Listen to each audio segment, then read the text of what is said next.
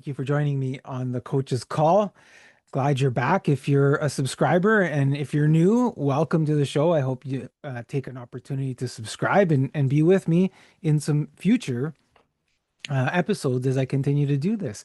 And just thinking about that, I was thinking I kicked off season 4 as we're winding down the NHL season, and it's probably one of my favorite topics is hockey in the NHL. But we'll have some fun. We'll do some other episodes. I'm sure we'll figure a bunch of things out and hopefully you're along for the ride.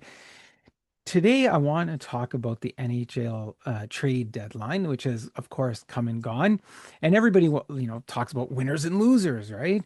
And I'll preface the whole thing in saying that I think that if a team did achieve what it wanted to achieve, and that could be making a move or not making a move, then you're winners, right? And if you tried to make a move and just couldn't get there, then or you made the wrong move at the wrong time, then you're on the loser end of it. But we really can't truly know that until we see how the chemistry evolves with some of the players that had moved on those new teams, right? So I want to cover a little bit off of the Montreal Canadiens, the Toronto Maple Leafs, touch on Colorado, touch on St. Louis. I think there's some pieces there that are worth exploring. Now, before I get into it, the Montreal Canadiens just finished a 3-game Western Coast road swing, and I talked about Sam Montembeault in the last episode. In that 3-game stretch, Sam Montembeault played 1 game. The Canadiens lost 6-5, and he had an 848 save percentage in that game, which is consistent with the body of work that I talked about in the last episode, which is consistent with me saying Sam Montembeault is not your goaltender heading into the playoffs the way that he's playing. And we know, I almost want to say that, like the Canadians, Sam Montembeault plays better when he's losing, I think. He makes some big saves when they're losing, not, like when they've got the 1-0 and he needs to make the big save. But he gave up the first goal of the game again, and he seems to be doing that quite frequently. So I don't think as we wind into the Montreal Canadiens and trade deadline, I don't think the Montreal Canadiens, if they had some needs, they were in goaltending and defense, and they didn't do those things. Now I recently was at their watching the Laval Rocket play their farm system. And, part of me at that game, like Reinbacher was amazing. Jacob Fowler played outstanding. Jack Eye, again, also played great. Of course, Wi-Fi part two, right? So they have some pieces there that are playing well, and there's potential, but you have to remember some of the growth that has happened. Those players have come up, right? You've got the Demidovs and who's now with the Montreal Canadiens. You have the Kapanen with the Montreal Canadiens, right? So you've seen some of those players move up, and so depleting your farm system for trades at this point in time might not be the right thing to do, right? And I digress to the Toronto Maple Leafs. By comparison, if you think back when Matthews started going, Marner started going, they had some of that youth and those young pieces, and they got a little excited, and they started to trade away draft picks and assets. And I think that hurt the Toronto Maple Leafs in the long run, because now you see they don't have a lot of those assets, and they're in a team that's rebuilding. So the Montreal Canadiens, I'm glad they didn't make that same error or go down that same path. Although I don't think they're going to go deep in the playoffs with the team that they have. I mean, again, in the last episode, I talked about goal differential. On that 3-game road swing, the Canadians gave up 16 goals and they scored 14. So for a -2 differential in goals, you're not going to win. You're not going to win playoff games that way. We watch it every season, every playoff season. Things change in the playoffs. Teams tighten up. They play defense. The Montreal Canadiens can't hold on to a lead.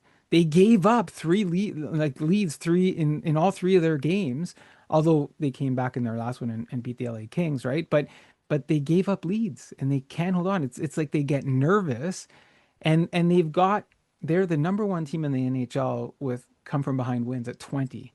It's almost like they feel they play better coming from behind than they do having the lead. It's like, oh, there's 2 minutes left. We need two goals. Boom, two goals. And then they kind of pull it out most of the time, right? So I don't know. There's something funky there. There's something I don't trust there.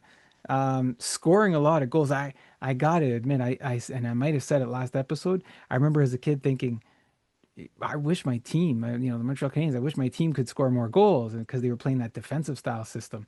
Now I find myself saying, wow, I wish they could play some defense. So I got the goals and we lost the defense. We got to find a balance there, or they have to find a balance there, right? I say we as a fan because I have no control over the team, of course. Now, the Toronto Maple Leafs, are they winners or losers? Well, let me start with Treliving, their general manager. And I said a long time ago, Treliving was the wrong GM for the Toronto Maple Leafs. I said he was going to decimate this team and destroy it in terms of assets and players. And I think that has sort of come true. We saw the debacle that was the Mitch Marner deal. Definitely didn't get anything back for that. We know prior to Treliving, the assets were already low. And he hasn't really retooled. You see him casting the line out, bringing in some signings throughout the year, and then throwing them back out. Like Sammy Blaze is an example, right? He kind of did that and then cast them back out. I think that yeah, he moved Lawton and yeah, he moved Waugh to Colorado and got some assets. And sometimes general managers make uh good trades sometimes, and sometimes a good trade will just fall upon them. And I just have to believe, knowing Tree Living and his record, that the deal with Waugh getting that first round pick and the other assets, that I feel like that just fell on him. Like the market was just it sparked at the right time that we had that Pareko deal going on. We had some other deals going on, and the market just bumped up just in time for him to kind of to get that back in. I don't know, and I don't know Tree Living. I'm just observing again what I see on TV and what we hear in the news and all that.